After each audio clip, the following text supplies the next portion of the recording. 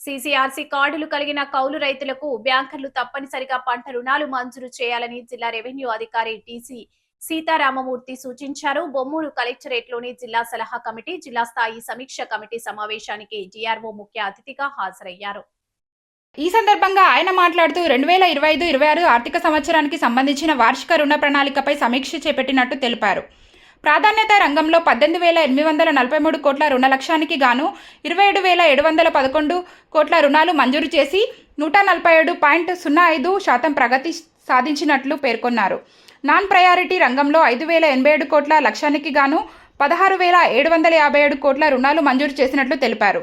మొత్తం జిల్లాకు 23,930 కోట్ల రుణ లక్ష్యానికి గాను 44,468 కోట్ల రుణాలు మంజూరు చేసి 185.82% ప్రగతి నమోదైనట్లు వెల్లడించారు.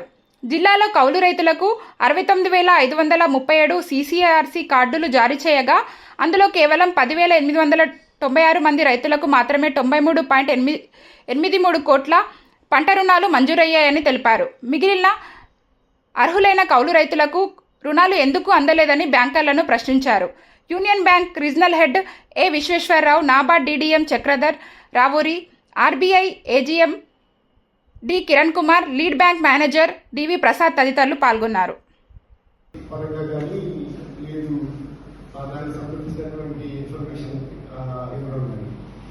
అన్నిటికంటే కూడా మనం ఏదైతే యాక్టివిటీ చేయాలని నిర్ణయం చేసుకుంటామో దానికి కావాల్సినటువంటి ఫైనాన్స్ ప్రొవైడ్ చేయడం అనేది చాలా ముఖ్యమైన విషయం.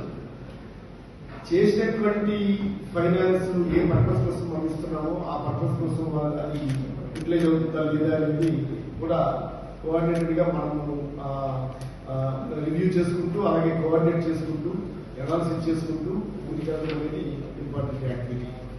బేసికలీ ఈశ్వర డిస్ట్రిక్ట్ ఇది అగ్రికల్చర్ బేస్డ్ డిస్ట్రిక్ట్ తెలుసు, కానీ ఇటీవల వచ్చినటువంటి ప్రభుత్వ ఆలోచన విధానం కానీ ఏదైతే మన గ్రాస్